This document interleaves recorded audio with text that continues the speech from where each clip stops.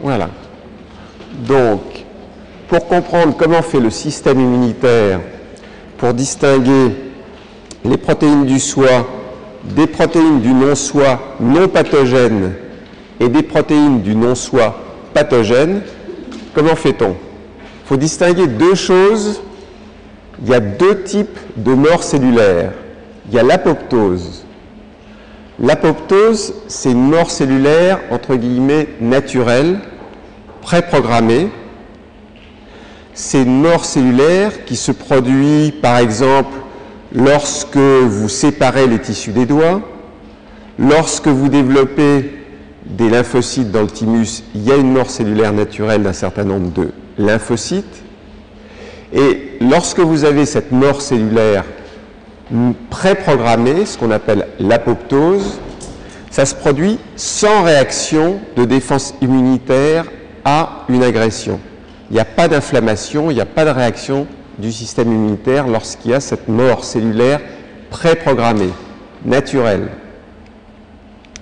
Par contre, il y a un autre type de mort cellulaire, c'est la nécrose, la mort cellulaire qui est cette fois-ci non programmée, qui est accidentelle.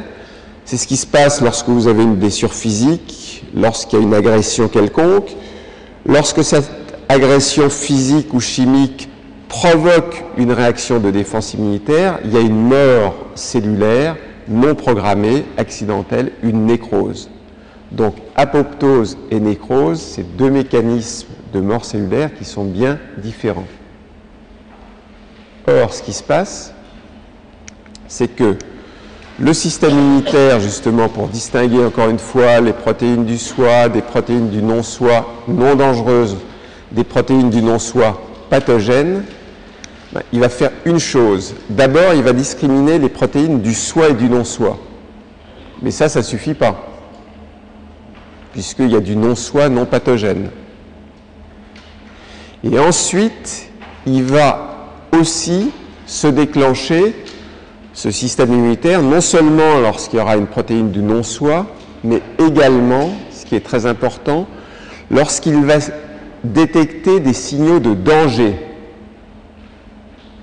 Et ces signaux de danger, ils sont générés lors de la mort cellulaire nécrotique, lors de cette mort cellulaire non programmée, qui se passe lorsqu'il y a un accident.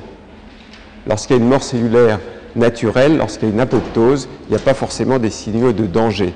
Donc vous voyez qu'il faut que le système immunitaire repère ces deux signaux. Donc ça, c'est vraiment une base extrêmement importante pour la compréhension du système immunitaire. Voilà. Alors,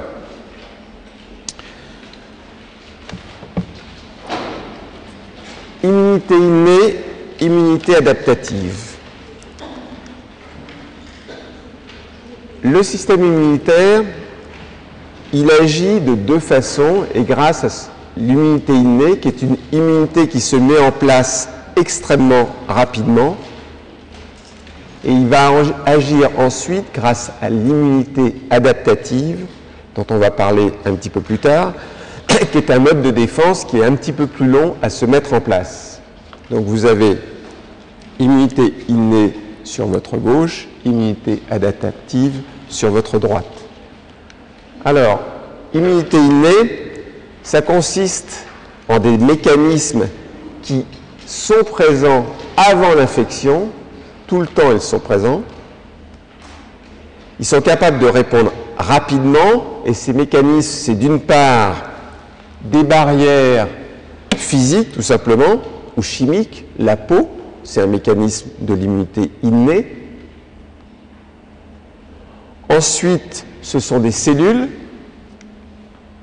notamment des phagocytes, que ce soit les neutrophiles, que ce soit les monocytes, que ce soit les macrophages, donc ce sont les cellules de l'immunité innée.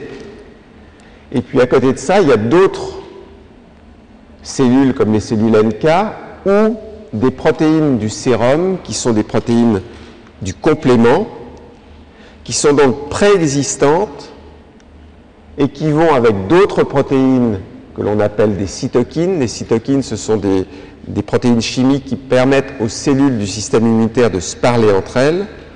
Eh bien, ces différentes cellules, ces différentes protéines qui préexistent vont réagir très rapidement pour vous permettre de lutter contre des organismes pathogènes. Alors, à côté de ça, il y a un mode d'immunité plus long encore à se mettre en place lorsqu'un microbe arrive, c'est l'immunité adaptative. C'est un mécanisme qui est beaucoup plus évolué, c'est un mécanisme qui est extrêmement spécifique, beaucoup plus spécifique que l'immunité innée. C'est un mécanisme qui vous permet de vous souvenir que déjà, par exemple, vous avez été attaqué par la même bactérie ou le même virus.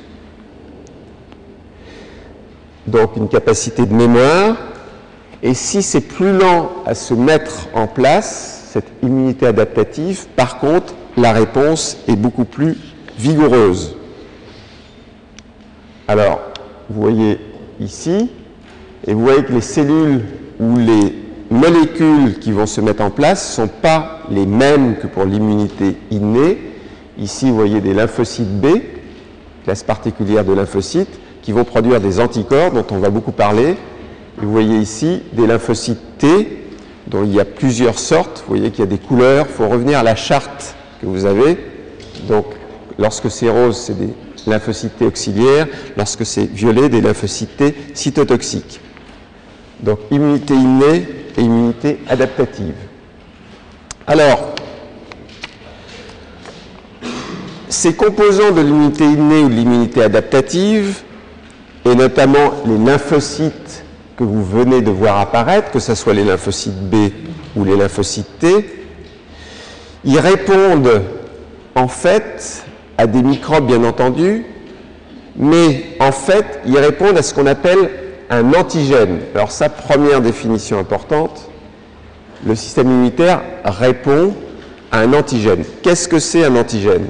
Donc première définition importante, par définition, une molécule X est considérée comme un antigène, le voilà l'antigène, donc est considérée comme un antigène lorsque introduite dans un organisme, elle est reconnue par le système immunitaire et ou, parce que ça peut être et ou, elle induit une réponse immunitaire spécifique. Je reviens lentement. Une molécule X, donc ça peut être n'importe quoi, glucides, lipides. On va dire que c'est un antigène, et c'est par définition un antigène. Lorsque introduite dans un système, dans un organisme, elle est reconnue par le système immunitaire et où elle induit une réponse immune. Vous voyez au passage qu'il y a une petite nuance là. C'est-à-dire qu'un antigène, ça peut ne pas forcément induire une réponse immune. Ça peut être reconnu par le système immunitaire, mais ça peut, ce n'est pas nécessaire que ça induise une réponse du système immunitaire. Lorsque vous avez une tolérance à un antigène, il n'y a pas de réponse du système immunitaire. Alors, l'antigène, vous l'avez vu apparaître, donc c'est une petite partie d'un microbe en fait. L'autre chose qu'il faut noter d'emblée, c'est qu'il n'y a pas une séparation entre l'immunité innée et l'immunité adaptative. Ces deux types d'immunité agissent plutôt en synergie l'une avec l'autre. D'une part, parce que l'immunité innée va stimuler l'immunité adaptative. D'autre part, l'immunité innée et l'immunité adaptative vont utiliser un certain nombre de composants communs, dont les protéines du complément que vous avez ici. Donc, c'est une séparation qui est un petit peu artificielle. Ce qu'il faut savoir, c'est que on est tout de même des êtres censés être assez évolués. Lorsque on regarde l'évolution du système immunitaire au cours des espèces, la phylogénie du système immunitaire, au départ, on avait tout simplement, vous avez la phylogénie ici, parmi les vertébrés, vous avez les poissons, les amphibiens, les reptiles, les oiseaux, les mammifères. Bien, au départ, les vertébrés les plus primitifs, notamment les poissons sans mâchoire, n'avaient qu'une immunité adaptative, innée. L'immunité adaptative, qui est un processus, encore une fois, plus évolué, ce n'est venu qu'avec des poissons qui ont commencé à avoir des mâchoires. Donc, poissons sans mâchoire, immunité innée, poissons avec mâchoire, beaucoup plus évolué, immunité adaptative. Alors, des poissons avec mâchoire, en voilà un.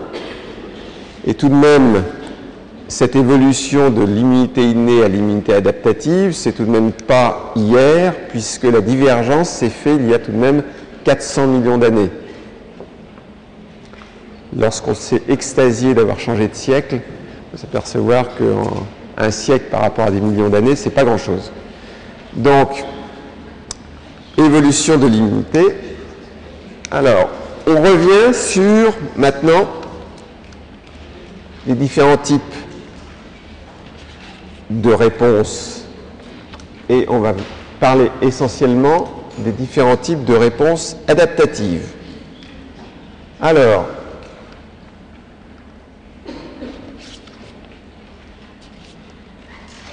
oui, je suis bon. Dans la réponse adaptative, il y a d'une part ce que l'on appelle l'immunité à médiation humorale et d'autre part l'immunité à médiation cellulaire. Alors, immunité adaptative humorale. L'immunité adaptative humorale, elle est surtout effective grâce à des molécules qui sont produites par des lymphocytes B. Ces lymphocytes B, vous le verrez, se transforment en plasmocytes et se mettent à produire des molécules qui sont les anticorps. Les anticorps, c'est des molécules dont on va beaucoup parler, qui sont ces molécules en forme de Y. Et un anticorps, qu'est-ce que c'est? Ce sont des molécules, ou c'est une molécule produite au cours de la réponse immune et qui reconnaissent spécifiquement l'antigène qui a induit leur formation au cours de cette réponse. Je répète, un anticorps, c'est donc une molécule produite au cours de la réponse immune et qui reconnaît spécifiquement l'antigène qui a induit sa formation au cours de cette réponse.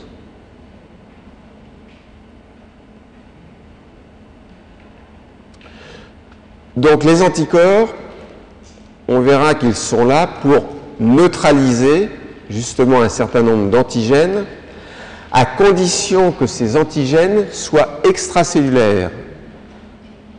Un anticorps, ça ne peut neutraliser qu'un antigène extracellulaire. Alors vous allez me dire, il y a un certain nombre d'antigènes qui, eux, sont blottis à l'intérieur des cellules, qui sont intracellulaires. Donc ça veut bien dire qu'il faut un autre type d'immunité adaptative, et cette immunité, c'est l'immunité cellulaire, puisque vous avez par exemple des microbes qui sont blottis, qui ont été phagocytés à l'intérieur de cellules que l'on appelle des macrophages.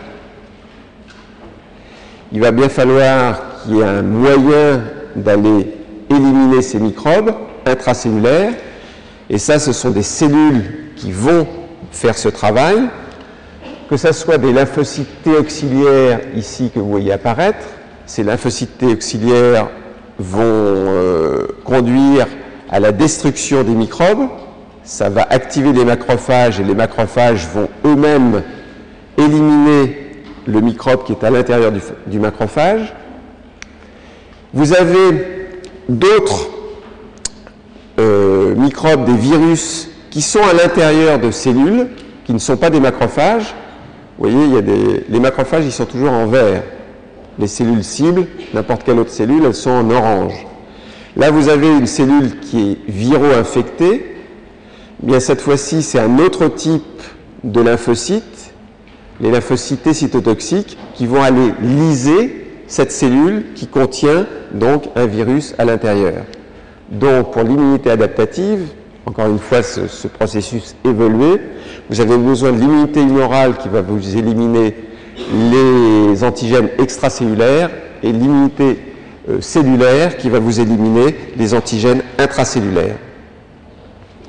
Alors, ces mécanismes d'immunité adaptative, vous pouvez le faire de façon active ou de façon passive. Qu'est-ce que ça veut dire, l'immunité active ou l'immunité passive? On va travailler chez la souris, on parle de l'immunité active, et vous voyez ici un antigène microbien que l'on injecte à une souris. La souris va devenir active. Elle va en fait, vous voyez apparaître ici, elle va en fait induire une réponse immune. Il y a eu la production d'anticorps et de cellules. Donc, cette souris a répondu à l'antigène. Il y a des anticorps, il y a des cellules.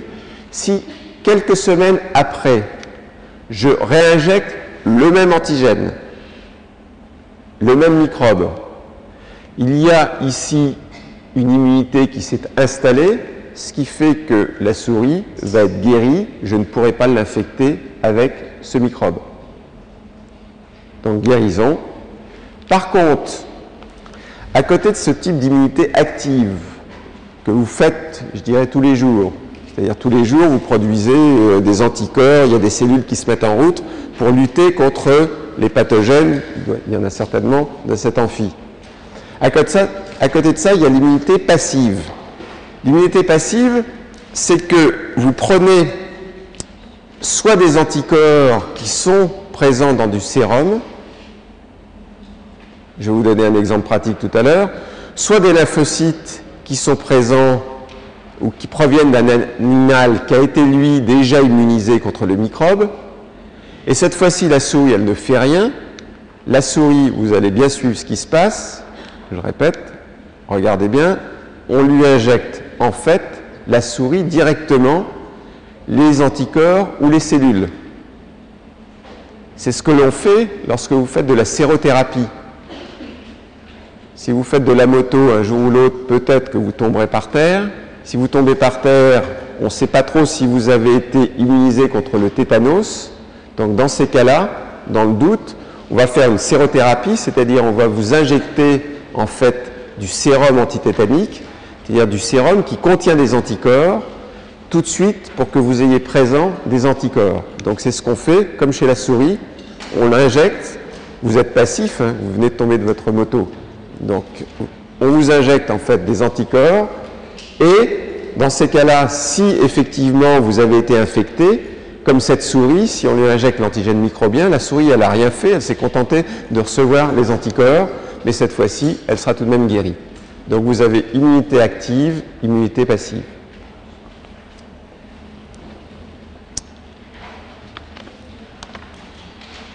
Bien. Si vous regardez, immunité active, immunité passive, une, elle est spécifique et il y a une mémoire, bien entendu, que vous avez eu une première infection par l'antigène microbien. Pour l'immunité passive, elle est spécifique, bien entendu, mais il n'y a pas de mémoire puisque vous n'avez vu qu'une seule fois l'antigène microbien. On vous a passivement injecté les anticorps et les cellules. Alors, maintenant, les caractéristiques majeures des réponses immunes adaptatives. Alors, caractéristiques majeures, la première caractéristique majeure, c'est la spécificité.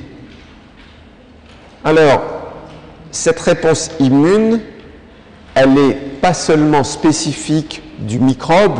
Le microbe, c'est une très très grosse structure. Vous êtes en fait spécifique de l'antigène voilà l'antigène qu'on a dessiné ici.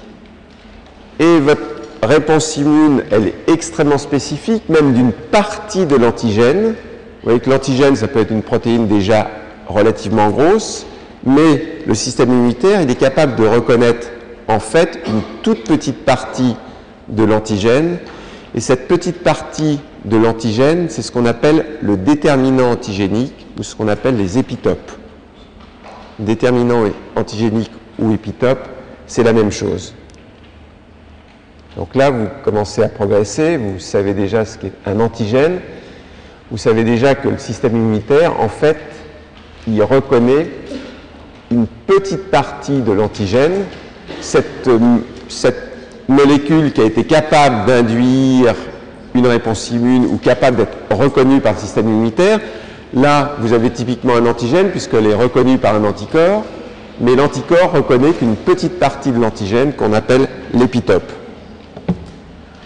Alors, ce qui est intéressant, c'est que, ça c'est la théorie de sélection clonale, quel que soit l'antigène qui va être présenté à votre organisme, la théorie de sélection clonale veut, et c'est vrai, que vous avez déjà toutes les structures, notamment tous les lymphocytes B, qui ont à leur surface des récepteurs.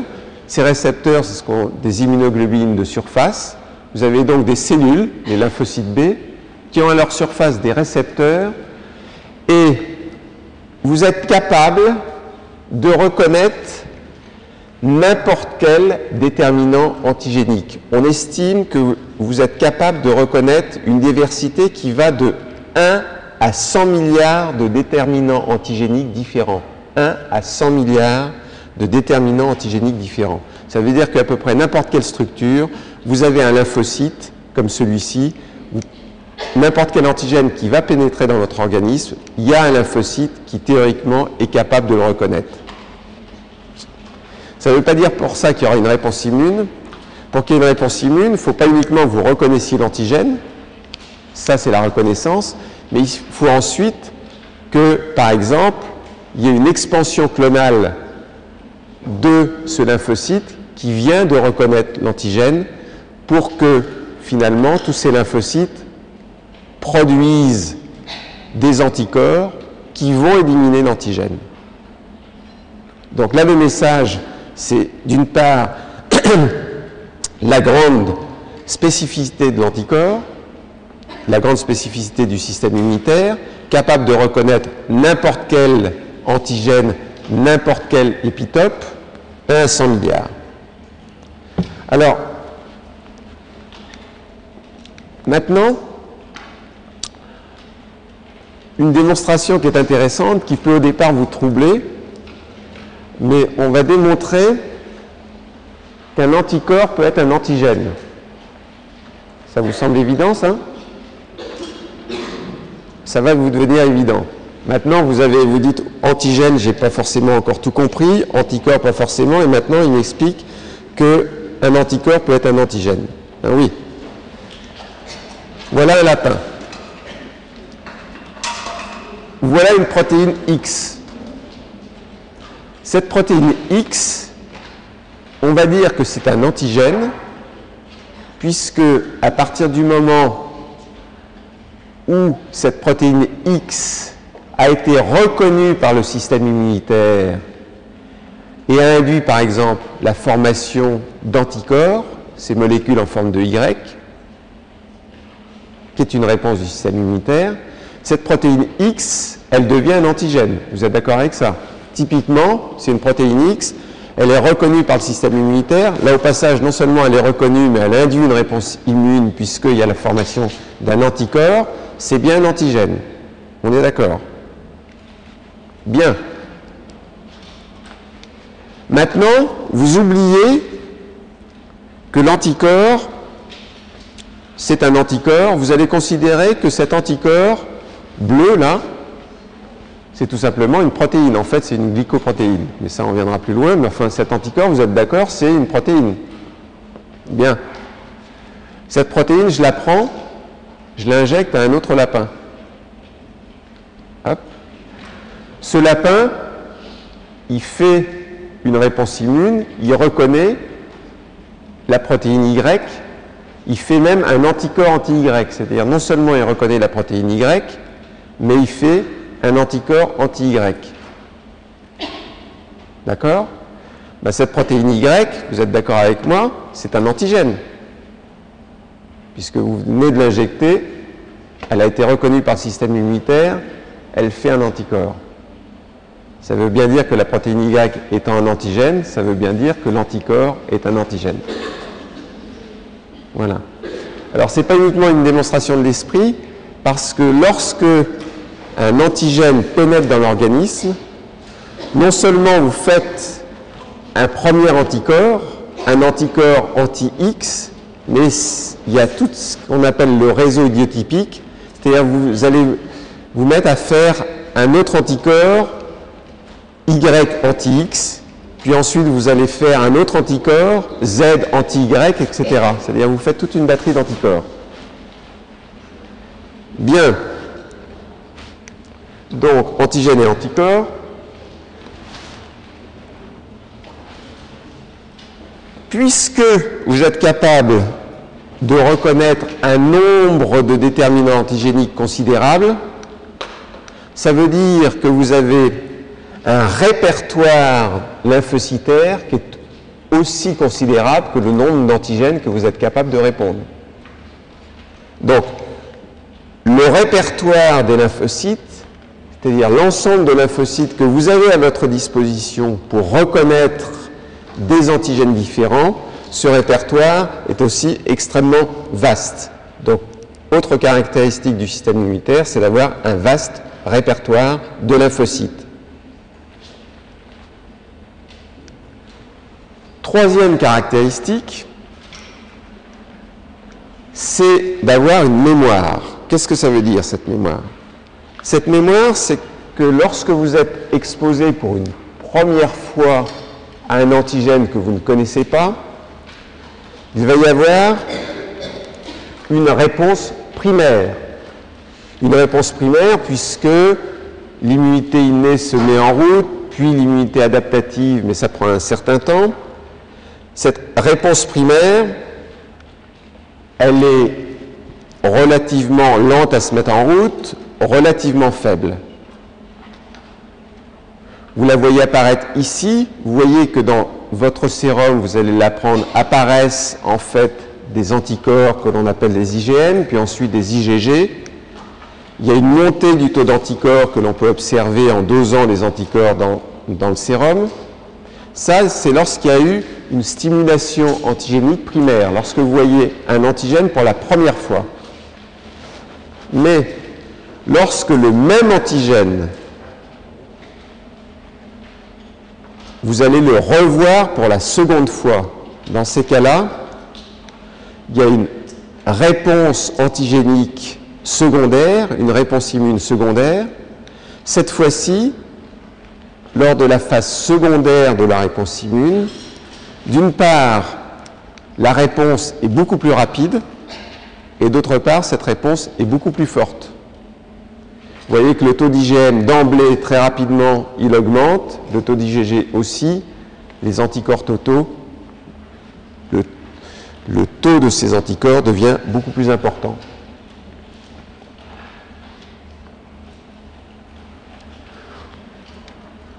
Pourquoi vous avez en fait cette réponse secondaire, pourquoi vous avez cette mémoire? Vous l'apprendrez, c'est qu'au cours de la réponse immune, vous allez avoir des lymphocytes qui notamment vont se transformer en plasmocytes pour fabriquer des anticorps et éliminer l'antigène. C'est ce qui se passe ici. Vous avez des lymphocytes qui vont se transformer, les plasmocytes, ils ont cette tête-là. Ils produisent des anticorps qui vont vous permettre d'éliminer l'antigène, d'abord des IgM, puis ensuite des IgG. Mais au cours de cette phase primaire de la réponse immune, également, il va y avoir des populations, des sous-populations particulières de lymphocytes qui vont se transformer en cellules mémoire. Donc ces cellules mémoire, elles vont persister elles vont aller dans la moelle osseuse en fait, elles vont veiller dans la moelle osseuse et dès qu'il y aura le même antigène qui va revenir pour la seconde fois, à ce moment-là, vous aurez déjà ces cellules mémoire qui sont prêtes à agir, qui ont déjà été formatées pour répondre à l'antigène et pour avoir une réponse extrêmement rapide. Donc, mémoire. Autre caractéristique de la réponse immune, c'est le fait qu'il y a une spécialisation de cette réponse en fonction de l'agent pathogène qui va vous agresser. C'est-à-dire la réponse immune peut être ce qu'on appelle en termes anglo-saxons customisée, comme les voitures qu'on customise, c'est-à-dire on les adapte à l'environnement et en fonction du virus, de la bactérie, la réponse immune sera tout à fait particulière. Il y a aussi une chose qui est importante, c'est qu'à un moment donné, cette réponse immune, fort heureusement, il faut qu'elle cesse. C'est-à-dire elle se met en route lorsqu'il y a un agent pathogène qui pénètre votre organisme, mais une des caractéristiques de la réponse immune, c'est qu'elle va s'auto-limiter. Et pourquoi elle va s'auto-limiter? Pas seulement, mais principalement, parce que à partir du moment où vous avez éliminé le stimulus de la réponse immune, déjà, il n'y a plus de stimulus, il n'y a plus de raison que ce système immunitaire fonctionne. Une autre caractéristique de cette réponse immune, et vous les voyez résumées là sur ce tableau, c'est que cette réponse immune a, en théorie, peu, et non pas de réactivité contre les molécules du soi. Mais j'ai bien dit peu de réactivité et non pas de réactivité. Vous avez chez n'importe lequel d'entre nous, en fait, une réponse immune extrêmement légère contre un certain nombre d'antigènes du soi, sans que ça induise ce que l'on appelle des maladies auto-immunes. Mais il y a tout de même une petite réponse contre les antigènes du soi. Bien. Alors, cellules et organes impliqués dans la réponse immune. Alors là, il y a un certain nombre de choses que vous connaissez déjà, et puis d'autres que vous connaissez moins ou qui vont vous être présentées de façon un petit peu particulière. Alors, d'abord, on va faire un petit survol et on va regarder quelles sont les principales cellules du système immunitaire. Vous allez toutes les voir apparaître ici. Vous allez voir leur symbole d'une part et vous allez voir leur vraie figure. D'abord, toutes ces cellules du système immunitaire proviennent de cellules souches totipotentes. Vous avez ici les progéniteurs myéloïdes. Vous reverrez ça beaucoup mieux et beaucoup mieux exposé en fait en hématologie. Mais à partir de ces progéniteurs myéloïdes, vous trouvez tous les acteurs de la réponse immune, les monocytes, les macrophages, les neutrophiles, éosinophiles, basophiles, mastocytes. Vous avez les progéniteurs lymphoïdes. Ne vous inquiétez pas pour les schémas, encore une fois. Hein. Tout ça, vous les aurez à midi. Je les passe sur le site à midi. À partir des progéniteurs lymphoïdes, donc, vous avez les lymphocytes et vous avez ces cellules naturellement tueuses qui sont en fait une sous-classe particulière de lymphocytes. Alors ça, ce sont des petits schémas. Voilà ici les cellules NK. À quoi ça ressemble?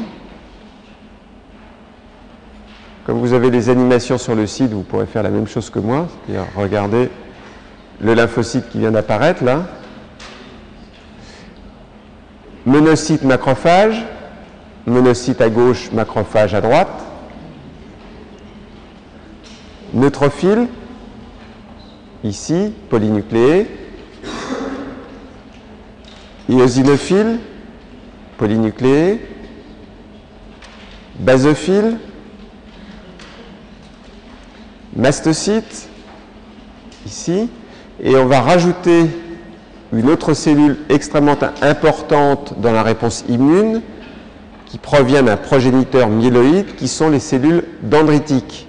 ces cellules un petit peu en étoile, tout à fait particulières. Donc là, vous les avez eues toutes ensemble. Alors, on va revenir à cette première classe de cellules qui sont les lymphocytes. Alors les lymphocytes, il y a différentes classes de lymphocytes. D'une part, vous avez les lymphocytes B. Ces lymphocytes B qui sont les cellules importantes lors de l'immunité adaptative humorale. Ces lymphocytes B, on va le voir, en réponse à l'antigène, vont se transformer en plasmocytes qui vont être des cellules productrices d'immunoglobulines, d'anticorps. Donc, cellules productrices d'anticorps. À côté de ces cellules, de ces lymphocytes qui sont les acteurs clés de l'immunité humorale, vous avez les cellules qui sont les acteurs clés de l'immunité cellulaire. Les premières que vous voyez apparaître ici, les cellules qui sont des cellules T auxiliaires.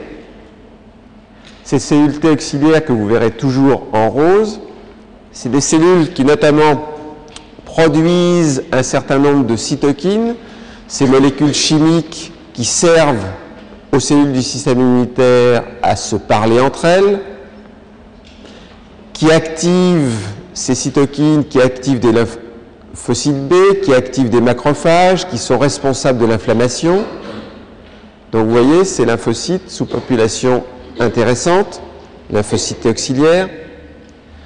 À côté de ça, vous avez d'autres lymphocytes T qui sont des lymphocytes T cytotoxiques. Ils sont toujours en violet. Ces lymphocytes T cytotoxiques, ce sont des cellules qui vont venir physiquement au contact des cellules cibles et qui vont aller tuer ces cellules cibles. Donc, il y a un contact physique, lymphocyte T cytotoxique. Ensuite, vous avez une classe de lymphocytes que l'on ne connaît pas très bien, on commence un petit peu plus à savoir, mais je la repasse là ici. C'est des lymphocytes T régulateurs.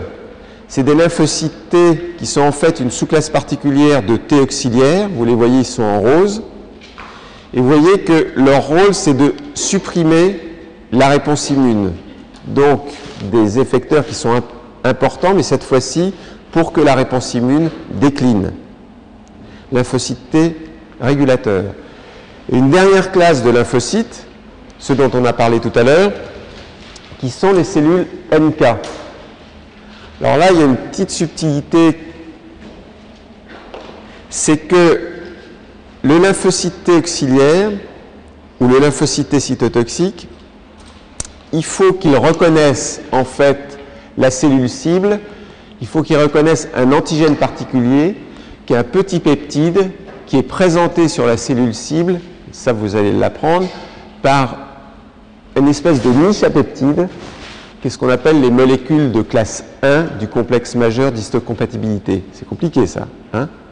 Si on simplifie le message, pour qu'un lymphocyte cytotoxique tue une cellule cible, parce que par exemple cette cellule cible est viro-infectée, il faut que cette cellule cible présente à sa surface, en fait, un petit bout du virus. Et il présente à sa surface ce petit bout du virus parce que ce petit peptide est à l'intérieur d'une niche. Cette niche, c'est cette molécule qui est là. Mais de temps en temps, pour échapper au système immunitaire, les cellules sont très subtiles, elles vont s'arranger pour qu'il n'y ait pas de niche à peptide. Si vous n'avez pas de niche à peptide, vous ne pouvez pas présenter de peptide et le lymphocyte cytotoxique ne peut pas agir. Donc, il faut qu'il y ait une autre classe de lymphocytes. Ce sont les cellules NK qui seront capables de tuer en fait la cellule cible lorsque il n'y a pas de niche à peptide pour présenter en fait le peptide. Donc, on verra comment ça fonctionne. Donc ça, ce sont les cellules NK. Alors, autres cellules qui sont importantes lors de l'immunité, ce sont toutes les cellules qui sont des cellules présentatrices d'antigènes, parce que pour que votre système immunitaire soit efficace, il faut que vous leur présentiez de façon correcte l'antigène. Et ces cellules présentatrices d'antigènes, ce sont les monocytes, les macrophages et les cellules dendritiques. Donc là, vous commencez à pénétrer un petit peu dans le système immunitaire, vous avez vu toutes les classes de lymphocytes, vous avez vu aussi d'autres cellules qui sont extrêmement importantes pour présenter l'antigène aux cellules effectrices du système immunitaire, ce sont les cellules présentatrices. Alors, on va toujours un petit peu plus loin. On a regardé de façon large les cellules du système immunitaire. On va rentrer maintenant plus spécifiquement dans les cellules de l'immunité innée. Quelles sont les cellules qui agissent dans l'immunité innée? Les cellules importantes de l'immunité innée, ce sont les cellules en fait phagocytaires. Les cellules phagocytaires, vous les voyez ici, vous les voyez apparaître sur la petite flèche, ce sont les monocytes et les macrophages. Donc, première cellule importante de l'immunité innée, cette immunité qui est toujours présente, qui préexiste avant même que l'antigène soit présent, ce sont donc les cellules phagocytaires, et vous en avez de deux types. Vous avez des cellules qui sont présentes dans la circulation, on va le voir, ce sont les monocytes, et des cellules qui sont présentes dans les tissus, ce sont les macrophages. Alors, les monocytes qui sont présentes dans la circulation, ces monocytes, c'est moins de 10% des leucocytes, des globules blancs du sang. Donc, moins de 10% des leucocytes. Ces monocytes, elles ont une durée de vie, ou ils ont une durée de vie dans la circulation qui est extrêmement courte, puisque c'est 1 à 2 jours. Mais ces monocytes, ils sont capables de quitter la circulation sanguine pour aller dans les tissus. Ils se transforment en macrophages. Et la durée de vie des macrophages, c'est de plusieurs mois à plusieurs années. Au passage, sur mon cours, là, j'ai la petite relette que vous connaissez bien. Dit que ça peut faire l'objet de questions, ça. Donc la durée de vie des monocytes et des macrophages. Donc, ces monocytes et ces macrophages, ça fait partie des cellules qui sont capables de vous présenter l'antigène. On l'enverra. Donc, à côté des monocytes et des macrophages, vous avez d'autres cellules que vous avez en bas. Donc, je viens de vous dire, monocytes, macrophages, ce sont des cellules capables de présenter l'antigène aux lymphocytes. Mais vous avez d'autres cellules présentatrices d'antigènes dont on reparlera un petit peu plus tard, qui sont extrêmement importantes, qui sont les cellules dendritiques. Les cellules dendritiques, on les appelle les cellules présentatrices professionnelles. En anglais, c'est Antigen Presenting Cells, parce que leur profession, c'est de présenter l'antigène. Alors que les monocytes et les macrophages, elles peuvent présenter l'antigène, mais ce sont plus des amateurs. Alors, là, on parle des cellules de l'immunité innée, on a parlé de monocytes, de macrophages. On va parler maintenant d'autres cellules qui sont les polynucléaires, les granulocytes polynucléés. Et ces granulocytes polynucléés, ils sont produits dans la moelle osseuse au rythme de 7 millions par minute. Donc vous en produisez 7 millions par minute de granulocytes polynucléés et leur durée de vie, c'est 2 à 3 jours. Alors parmi ces granulocytes polynucléés, vous avez les polynucléaires neutrophiles. Les polynucléaires neutrophiles, c'est 95% des granulocytes polynucléés. Et c'est 60 à 70% des leucocytes, des globules blancs du sang.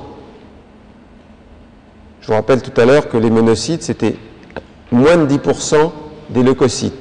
Là, vous en avez, donc, les polynucléaires neutrophiles, c'est 60 à 70% des leucocytes du sang. À côté des polynucléaires neutrophiles, vous avez les éosinophiles. Ça, c'est 2 à 5% des leucocytes du sang.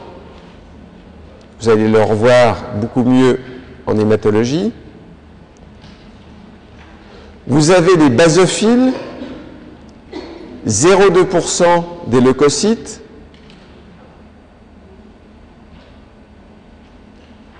Voilà pour les granulocytes polynucléés. Donc on est toujours dans l'immunité innée. On a vu les monocytes, les macrophages, les cellules dendritiques. On a vu les granulocytes polynucléés. Et on voit, pour terminer avant que je vous libère un quart d'heure, les cellules NK. Les cellules NK, on a toujours tendance à considérer que c'est une sous-population mineure. Je vous rappelle qu'elles sont impliquées dans l'élimination des cellules viro-infectées ou des cellules cancéreuses. Et c'est à peu près 10% des lymphocytes du sang. 10% des lymphocytes du sang. Et c'est 2 à 4% des leucocytes du sang.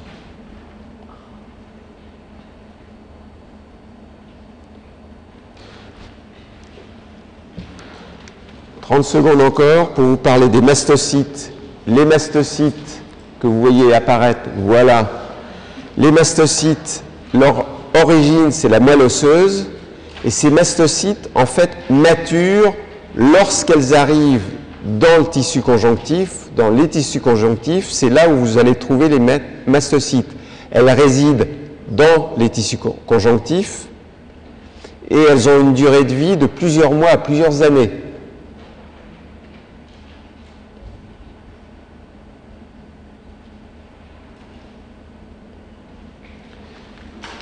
Ces cellules de l'immunité innée, elles reconnaissent les microbes grâce à des récepteurs, et ces récepteurs reconnaissent des profils moléculaires particuliers des microbes qu'on appelle les PAMS. PAMS, qu'est-ce que ça veut dire? C'est Pathogen Associated Molecular Patterns. Voilà. Donc, tout ça pour vous dire, ces cellules de l'immunité innée, ça reconnaît sur les microbes des profils particuliers. Voilà, vous avez un quart d'heure pour vous reposer, pour digérer tout ça.